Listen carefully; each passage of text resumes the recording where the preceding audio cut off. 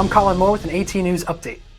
This week's news has rattled the nation as domestic tensions continue to rise amid the political assassination of conservative activist Charlie Kirk at Utah Valley University last week. Following a 33-hour manhunt for the shooter, the suspect, 22-year-old Tyler Robinson, turned himself in after his father recognized him in surveillance photos shared by authorities. He messaged his son for a picture of a gun he had once received as a gift, comparing it with a gun authorities had apprehended, but never received a response. Robinson was officially taken into custody around 10 o'clock last Thursday and charged Tuesday, where he appeared for court via Zoom. His next court date is currently set for September 29th. Prosecutors have charged him with aggravated murder and several other offenses, including felony discharge of a firearm, committing a violent offense in the presence of a child, obstruction of justice, and several counts of witness tampering. Of course, amid the biggest questions that remain are the 22-year-old's motives behind the deadly attack. Robinson reportedly comes from a more conservative family background, but recently began to shift his political beliefs to a very different end of the spectrum. His roommate, described by Utah Governor Spencer Cox in an interview with NBC as Robinson's boyfriend in transition, was shocked when they discovered the news. Cox added that until his recent radicalization, Robinson seemed to have been a normal 4.0 student, quickly becoming infatuated with Reddit culture from the darker corners of the web. Falling short of placing direct blame on radicals on either end of the spectrum, as many politicians and celebrities have over the past week, he instead placed direct blame on trillion-dollar social media companies that have gotten people addicted to outrage, calling them, quote, conflict entrepreneurs. In a previous press conference last Friday, he also directly referred to social media as a cancer.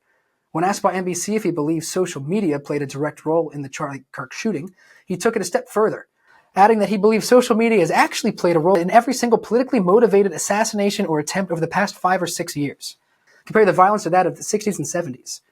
The BBC agreed that there's currently a general awareness that the rhetoric of American politics has grown increasingly toxic and angry in recent years, but navigating that culture during the most globally connected time in the world history without infringing on free speech is going to be the key. Media has always played a large role in political violence on public figures in the U.S., even going back as far as 1912, when an insane man named John Schrank said he closely followed the newspapers at the time during the presidential election as he harshly opposed Theodore Roosevelt running for a third term before he shot him in the chest on the way to a campaign speech. Media can also lead to more violence and imitation given the widespread coverage often surrounding an incident.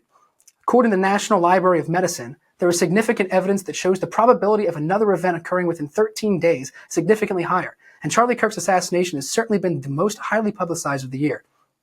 This could explain the significant uptick in shootings both politically motivated or otherwise in recent years. Following the president's calling of the 2020 presidential election dangerous, unfounded rhetoric surrounding the integrity of the results led to an executive with Dominion Voting, Eric Coomer, temporarily going into hiding.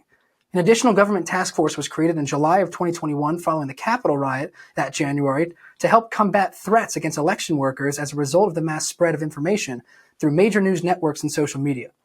The media's focus on groups such as the Proud Boys, Oath Keepers, and Boogaloo Boys has obscured a deeper trend of ungrouping and political violence in both the right and the left, as Americans begin to self-radicalize through online engagement like social media and other chat room programs. According to the National Consortium for the Study of Terrorism and Responses to Terrorism, most political violence in the United States is committed by people who actually don't belong to any formal organization at all.